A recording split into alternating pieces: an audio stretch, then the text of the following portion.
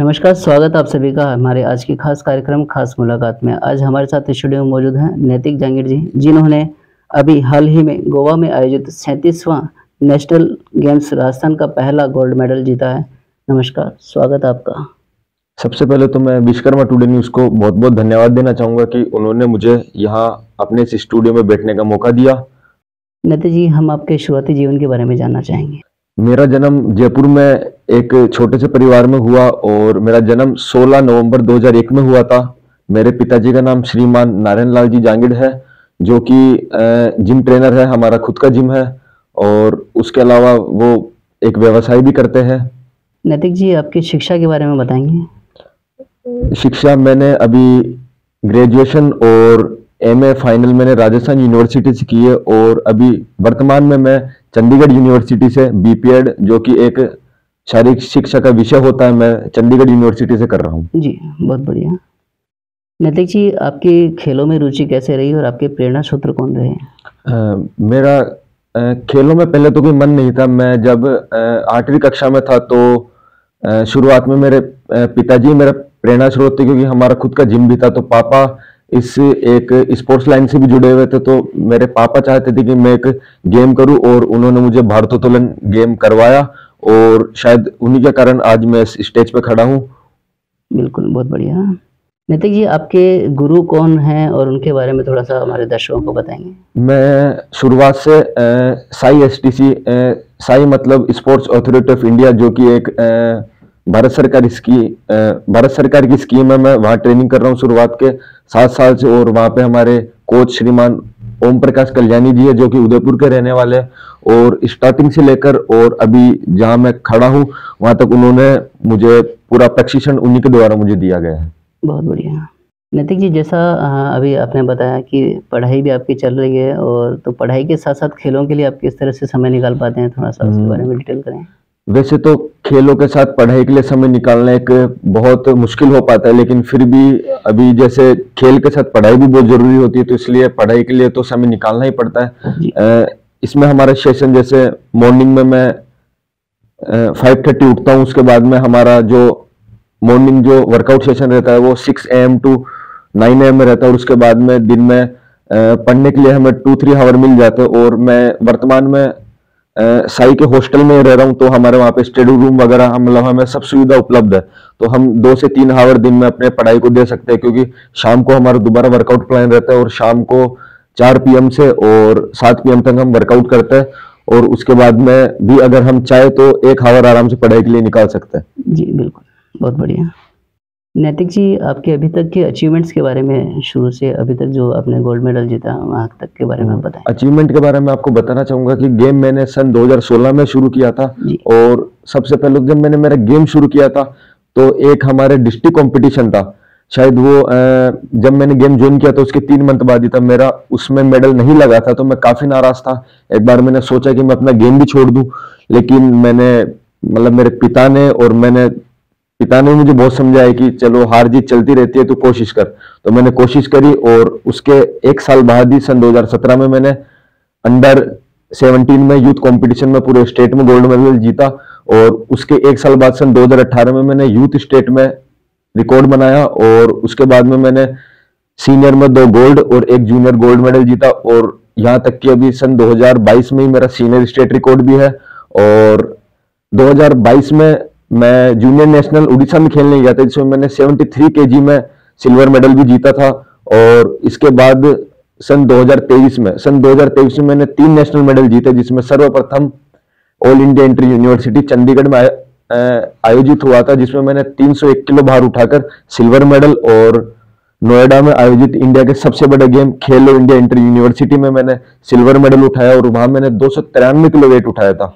और अभी हाल ही में जैसे आपको पता है कि जो गोवा में जो नेशनल गेम्स चल रहे हैं, जिसे इंडियन ओलंपिक के नाम से भी जाना जाता है, उसमें मैंने एक 317 किलो भार उठाते हुए राजस्थान का पहला गोल्ड मेडल भी जीता है, जिसपे पूरे परिवार, कोच एंड ऑल जो भी मेरे चाहने वाले सभी को बहुत खुशी हुई। इसमें मुझे बहुत गर्व का महसूस भी हुआ है। बिल्कुल, सभी को मैं बहुत बहुत धन्यवाद भी देना चाहूंगा।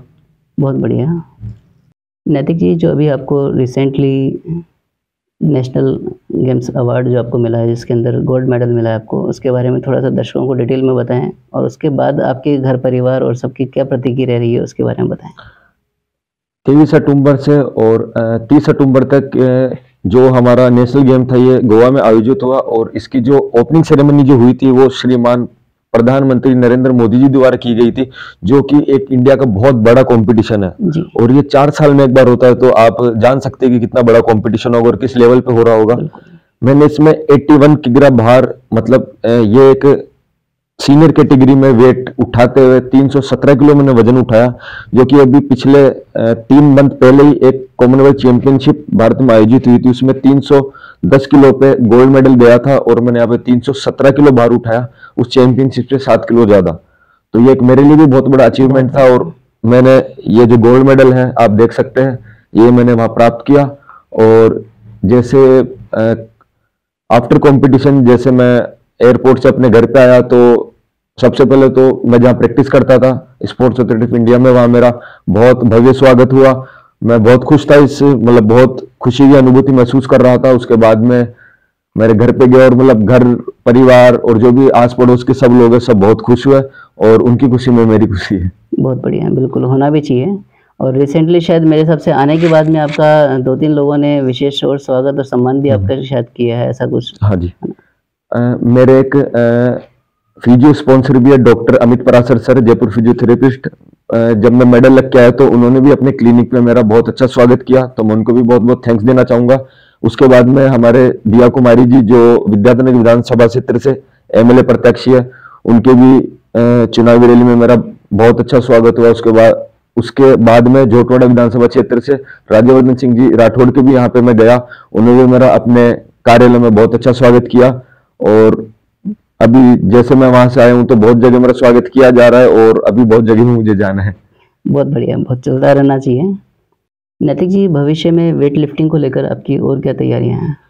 अभी जैसे मैंने नेशनल गेम्स जीत लिया है, तो मैं आने वाले जो कॉमनवेल्थ चैंपियनशिप या जो कॉमनवेल्थ गेम्स है, कॉमनवेल्थ गेम्स अभी 2026 में आ रहा है, तो मैं चाहता हूं कि मैं उसमें भारत के लिए मेडल जीतूं। जैसे अभी मैं अपने राजस्थान के लिए मेडल जीत रहा हूं, मैं चाहता हूं मैं कि अपने भारत के लिए मेडल जीतूं, और एक दिन एशियन गेम्स और उसके बाद में वर्ल्ड चैंपियनशिप। और सभी खिलाड़ी की एक चाह होती है कि वह एक दिन ओलंपिक मेडलिस्ट बने, तो मैं भी ये चाहता हूँ कि अपने देश के लिए मेडल लाऊं और अपने देश का नाम ऊंचा करूं। बहुत बढ़िया। नैतिक जी, अभी तक का जो आपका सफ़र रहा है, इसके अंदर आपकी को क्या क्या तकलीफ़ें रही है? क्या आपको लगता है कि कुछ आपको जो आने वाली जनरेशन में है या लोगों तक पता लगे कि आगे वो चीज़ों को ध्यान रखें, तो इसके लिए क्या बता सकते हैं आप? सभी खिलाड़ियों की सबसे बड़ी तकलीफ जो होती है वो होता है इंजरी। जैसे कोई भी खिलाड़ी गेम कर रहा है तो उसको इंजरी का सामना करना ही पड़ता है। जैसे मान लो आप पूरे साल भर से अपना गेम कर रहे हो और आपका 1 मंथ बाद में कंपटीशन है, और आपके अगर इस टाइम इंजरी हो जाती है तो आपको सबसे मुश्किल दौर से गुजरना पड़ता है, क्योंकि आप पिछले 1 साल से, या कई खिलाड़ी जो होते हैं पिछले 5 साल से तैयारी कर रहे हैं। तो इंजरी जो होती है वो खिलाड़ी का करियर बिल्कुल खत्म भी कर सकती है, और कुछ खिलाड़ी का करियर से खत्म भी हुआ है। तो मैं बोलना चाहूंगा कि सबसे पहले तो अपनी इंजरी से बचे, बिल्कुल सेफ्टी से चले, और जो भी आपके कोच जो आपको गाइडलाइन दे रहे हैं उसका पालना करें और उनके अंडर में ही ट्रेनिंग करें। बहुत बढ़िया। खेलों के प्रति युवाओं में रुचि बढ़े, इसके लिए आप क्या संदेश देना चाहेंगे? मैं सबसे पहले तो जो भी खिलाड़ी या व्यक्ति जो भी मतलब खेल खेलना चाहता है, तो जैसे एक नॉर्मल परिवार जो होता है वो चाहता है कि उनका बेटा पढ़े लिखे और आगे बढ़े, तो वो उनको खेल की ओर थोड़ा कम अग्रसर करते हैं, जबकि ऐसा नहीं है। खेल और पढ़ाई दोनों अपने लेवल पे है, और मैं चाहूंगा कि जो भी मतलब परिवार है, अगर उनके बच्चे का अगर इंटरेस्ट गेम में है तो उससे वो खेल कराए। क्या पता वो आगे जाकर एक बहुत बड़ा खिलाड़ी भारत को दे सकता है और भारत के लिए एक बहुत अच्छा मेडल ला सकता है, तो उसमें भारत का भी नाम होगा। और पढ़ाई भी जरूरी है, लेकिन मैं मानना चाहूंगा कि अगर खेलेगा इंडिया तभी तो बढ़ेगा इंडिया। बहुत बढ़िया। नैतिक जी, क्या अभी आपको ऐसा लगा कभी कि पिछले 7 सालों में कि आप इतना अच्छा अपना परफॉर्म कर रहे हैं, बट कहीं ना कहीं आके ऐसा लगता है कि गेम्स के अंदर, जैसे अभी आपने बताया, कोई इंजरी होना या कुछ होना, तो एक मोमेंट ऐसा आता है कि आपको लगा कि यार नहीं यार, अभी मेरे लिए बड़ा मुश्किल का दौर रहा है इस बीच में, उसके बारे में थोड़ा सा आप साझा करें। अभी जून में हमारा खेलो इंडिया इंटर यूनिवर्सिटी कंपटीशन था जी, तो मैं इसकी तैयारी लगभग 5 साल से कर रहा था। जब मैं राजस्थान यूनिवर्सिटी में दाखिला हुआ मेरा, तो मैं चाहता था कि मेरा खेलो इंडिया यूनिवर्सिटी में मेडल आए, तो मैं उसकी तैयारी उसी टाइम से कर रहा था। लगभग 5 साल मुझे गेम करते हो गए थे, और कंपटीशन से 20 दिन पहले मेरे लेफ्ट शोल्डर में इंजरी हुई थी। तो वो बहुत मेरे लिए बहुत मुश्किल दौर था कि मैं थोड़ा भी वेट लिफ्ट नहीं कर पा रहा था। मैंने सोचा भी नहीं था कि मैं ये कंपटीशन खेल पाऊंगा, लेकिन मैंने इस कंपटीशन को बहुत ही अच्छे तरह रिकवर किया।